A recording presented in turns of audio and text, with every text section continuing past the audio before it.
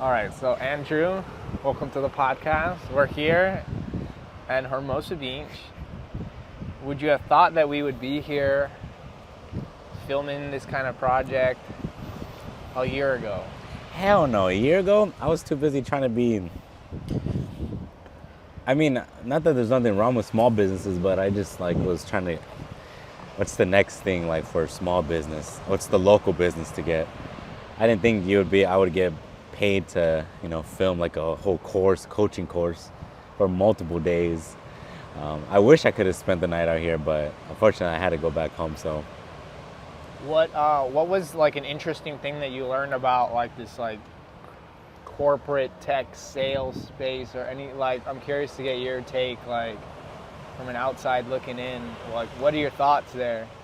Anything that you learned or anything that kind of stood out to you or anything that was interesting or unique that just was interesting? The only thing, just meditating. I didn't think how much meditation was a big important piece of being successful. On a side, a lot of people think you gotta hustle your butt off and you gotta make the most phone calls and you gotta make as far as work wise, and no one really kind of pushes the mental health wise, where I wouldn't say mental health, but the mentality where you always have to be in the the present work mode to be efficient or productive, right? Yeah, because you hear everyone kind of talking about this is how you make 100 phone calls and the numbers. What was it called?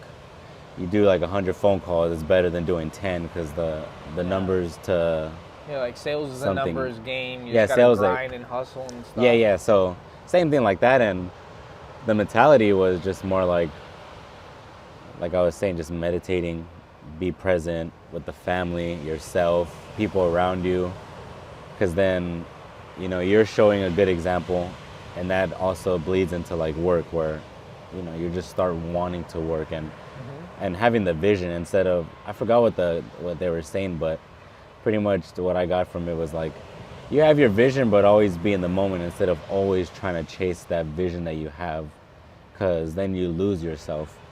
For example, Ian was talking about my vision was to make all the sales and be the number one, but I was lacking, being with my family, not being present with my kids.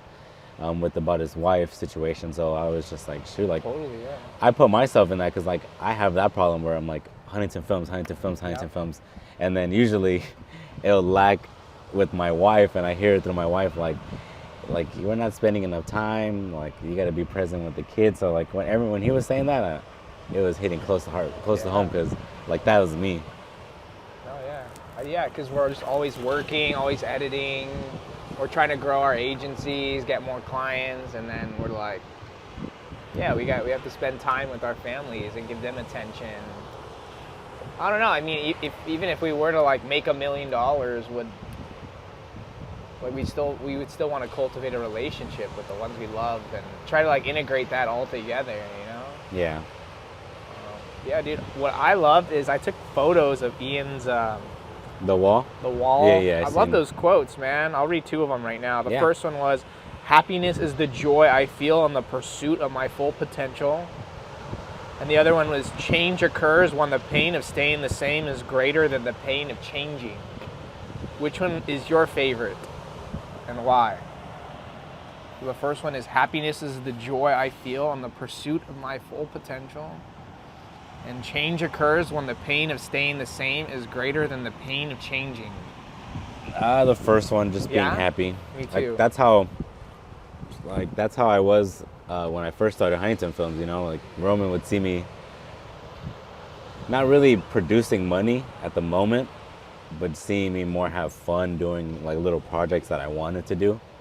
So it took time for him to say, or to realize okay, I'm so worried about trying to get the money right now, where Andrew's actually thinking long term, this is gonna build so more clients can come in from the work that I put in for free, or that I was doing for fun. So that's where it felt me, because I know I hear it from everyone, you're not getting paid yet off of that, you're not doing no one's paying you for that. Give no, up right because now, kind of thing, right? this is for the next project. I'm not trying to get the money right now. thank God I can afford to not get paid from that. But I understand some people need to get paid right now. Yep. So like, but you can still take care of that, and then also still take care of whatever fun side project you can do, and that's gonna eventually get someone else's attention. So that's how I would stand by that quote, where like just the pursuit, being happy like during the pursuit. I think to me it means like just enjoying the process, and that we're always like I'm at a point where like I'd love to have an office. Like I see your guys' office, I'm like that'd be a cool goal of mine, but like I'm also enjoying like getting to that point, or how can I work towards that goal and like enjoy the process, you know. I know Ian really like talks a lot about like honestly just enjoy the journey, you know, and it's not about the destination, it's just like enjoying the ride for what it is, you know. And yeah, I think we can easily get fixated on like where we're not, but like we made a lot of progress. Like you guys just passed 10K, putting in the work, like, but like I would say the fun part was like getting the 10K, not like getting the 10K. Yeah. Right? Yeah, of course. And there's also it just, as far as that, like when it comes to followers, you just get addicted to like, okay, how to get more. Yeah, how do you get 20K, how to get to 10K? Right? Like, I can't tell you how many times when I was at 9,000, like 990. Yeah. All I need is 10 more followers, and I was just opening the app, closing it, opening the app, closing every 5 minutes. Like for 2 days straight, just like, why am I not getting those 10 followers? Like, so I can just hit 10K where I'm already there. Like, it's just like the number that kind of like I was infatuated with. And once I hit it, now I'm like, all right, like you're kind of being over dramatic with that stuff that you were doing. So now I kind of know like what it's gonna be like when I hit 100K. Like it's gonna be exciting still, but like I know like this is the same feeling I had for 10K. And just implement, you know, the stuff that you learned from it, and try not to repeat the bad habits that you were doing. Yeah, man. And for you, you're growing still on your TikTok, man. I remember when I first seen you, you're like at 1,000. Yeah, 1,000, yeah. And then now you're at 3,000. It's crazy. Like every day I just get random followers, and it's from like videos that I posted like months ago. I don't know. Do you get that too? I mean, you guys post a lot, so you have a lot of content, but do you still get like mad followers and likes on some of your older video? Like how old? Like do some of these videos still getting likes? I'd say like a year old. Wow. But see, for you, like I was telling you yesterday, bro, like you can for sure track your side. I mean, your followers and like what content did you like. And I look up to you because you got the 3,000 from being all original content. Your content is all 95%, 98% just original. You talking, no trend sound behind you. You not trying to be funny. All you're doing is just educating. Yeah. So I'm like, okay, I would rather have that because like I was telling you, with your 3,000 followers, maybe 10%, 300 people actually will follow you to Instagram, LinkedIn, and then might hire you or know somebody to connect you with. Sure. As far as for me, we're talking about like the 10K, maybe less than 10%, maybe 1%. So 10 people out of that are gonna follow me anywhere. And then the rest are just either bots or people that are just following me just because I'm funny. Gotcha. And then if I stop making funny content, they're like, well, he's not funny anymore. He's educating now. I don't really care for that, so I'm gonna unfollow.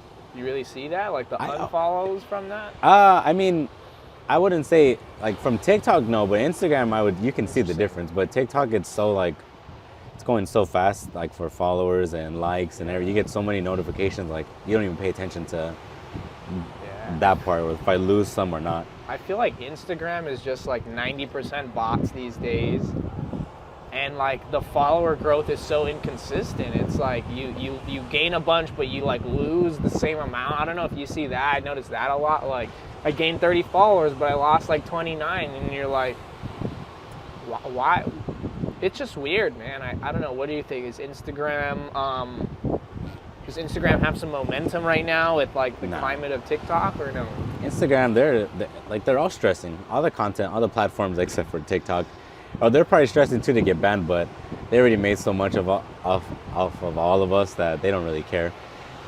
I don't know why they're not just taking the TikTok format and putting it in. But then if they take that format where it's like the screen that you just swipe Just up, all videos, all video feed. just all video. If they take that implement, then it's kind of hard to take TikTok to court. Like, see, your content is like this, because then you can point.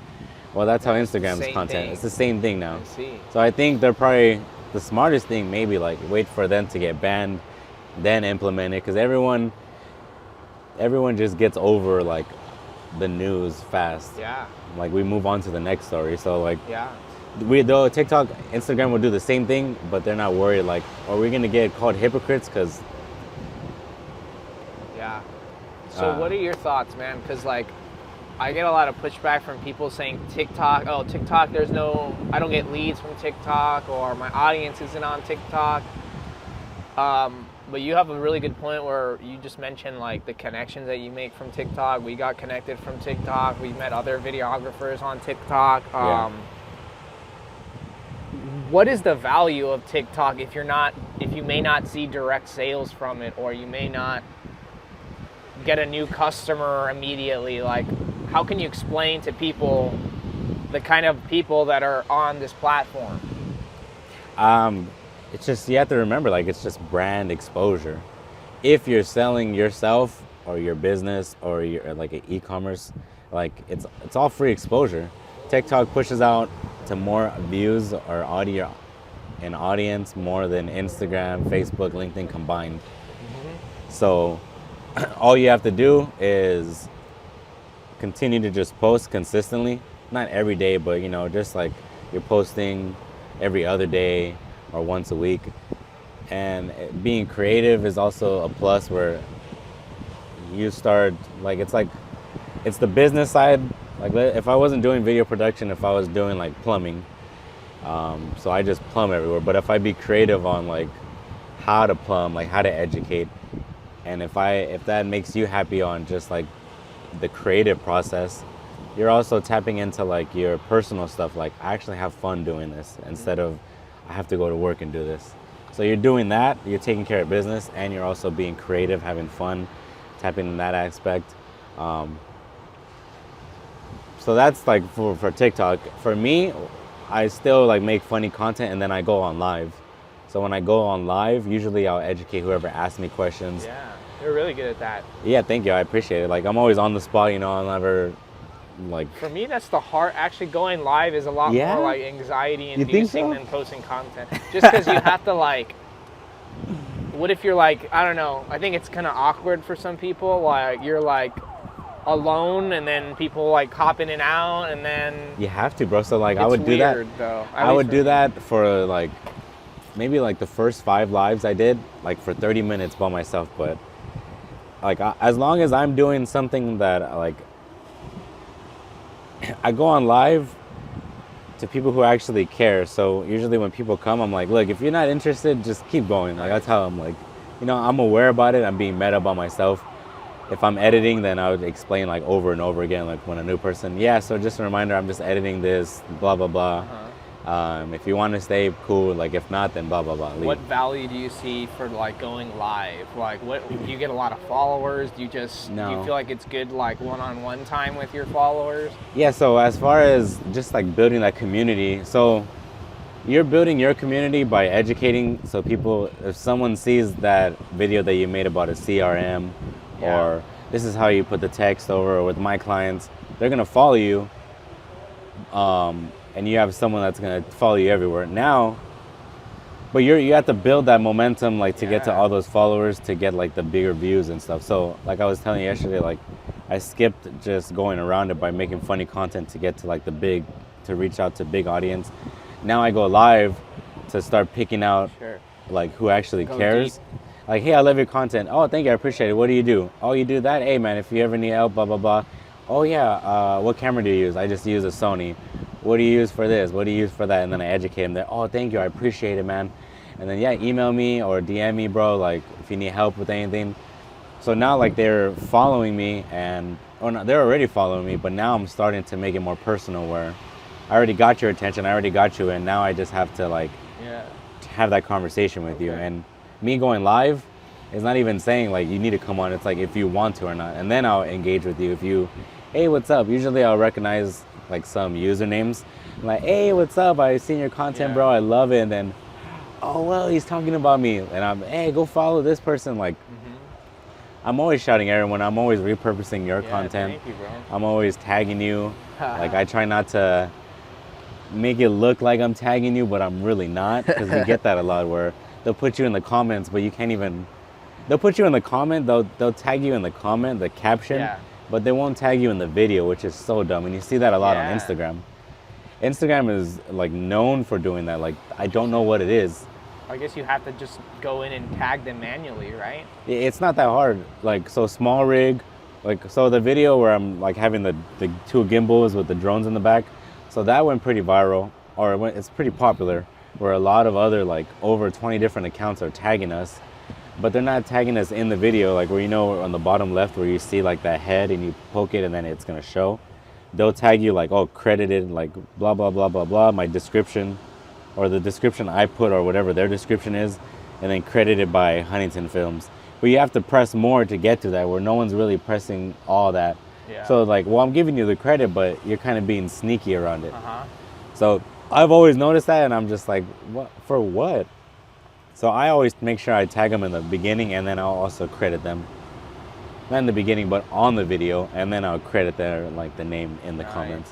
Yeah, dude, it's different platforms, different strategy. I feel like, yeah, your strategy is post a lot of funny, relatable, quick, short videos to get a lot of reach.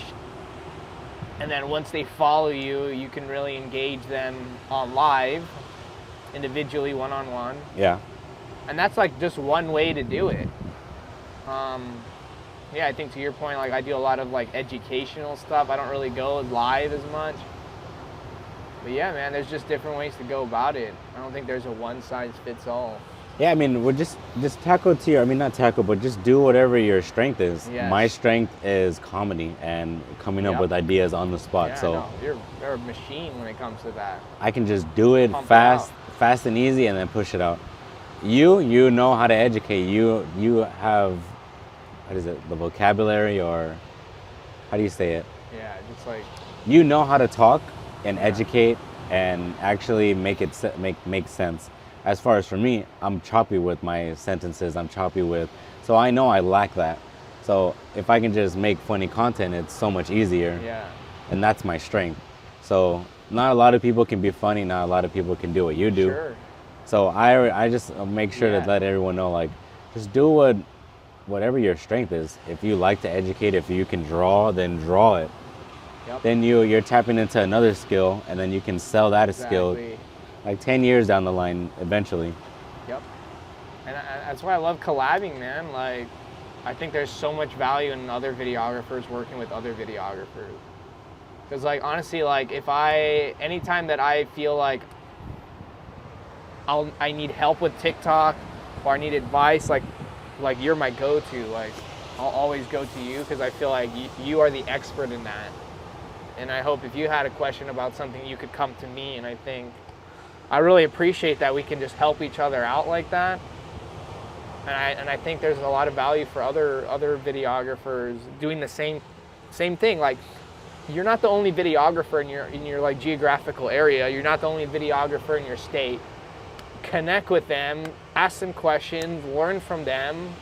We all have like different strengths, and like tap into that. Like for you, bro, like you're coming out here saving me for this project. Like I would not know who else to bring if it wasn't for you, bro. So like I'm really thankful that you're here, but I'm also thankful that like we connected a year ago, and like this is like a result of us like working together. So Yeah. I'm really thankful, bro. Thank you. Well, thank you for hiring me, man. Like, and I try coming in not to be like a basic videographer. Like, yeah, I'll just film my camera. Like, you see me yesterday on the bike. Yeah, this man drove a fucking bike with a gimbal in hand. People were asking you like, how are you doing that? Right? Like, oh my God, like, hey, you know, I gotta bring the experience. Like, Roman always taught me, like, yeah, you have to risk it for the shot. So ever since then, bro, like, cause that would always That's be. really his like mindset. You have to risk it for the shot, bro. You'd be Right. surprised how many times he flew the drone and it crashed, and he's just, I needed that shot, bro. I needed that shot. I needed to get that done. So, and I've always been conservative, like, oh, I can't get that close because Yeah. I'm gonna hit something. It's just like, Yeah, I get pretty anxious. fuck it, too. man. Like, if it happens, it happens. Like, so that kind of helped me with like doing stuff now. Like yesterday when I was like, man, I don't think I should go on the bike. And then you were like, come on, let's just go. And I'm like, all right. And I remember Roman, like, you got to risk it for the shot. So I was like, I was kind of accepting like the consequences. Like if I break it, then I'm going to have to What, face like the them. camera? Like, Like if I land wrong and then I have to like, I see. like my first reaction is either going to be like that with my left hand that I had the Sure. gimbal, or my right hand. So Yeah. I would have found a way, or some elbows would have been messed up and something. So like I kind of accepted the consequences for like I gotta risk it for the shot. Yeah. So when you look over the footage, you'd be like, oh shit, Yeah, like how's that it was actually look? pretty good. I haven't looked over it. Oh, yeah? I went home and I was just Okay, like okay. done. But you'll see it right now. We'll Alright. pop it up. Yeah, I got the Instacam angle looked pretty cool actually. What time is it? 8:05. Oh, okay. I know I'm still learning back again, like not having the numbers on it. Nice, man. Well, this has been a great podcast episode. I'm sure we'll have a lot of clips that we can pull from here.